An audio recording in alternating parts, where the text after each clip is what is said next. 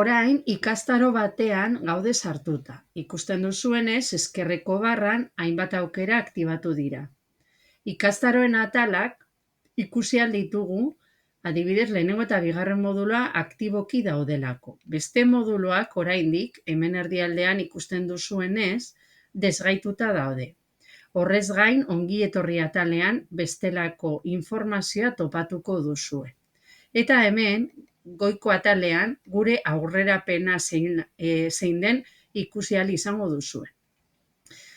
Modulo batean sartzeko klik egin ahal dugu hemen edo ezkerreko barra. Klik egiten dugu eta modulo horretan egin behar ditugun ekintzak eta baliabideak topatuko ditu. Ekintza bat osatzen dugunean ikono berde bat aktibatuko da. Ez bada automatikoki aktibatzen, guk egin ostean klikatuko dugu eta eginda jarriko da.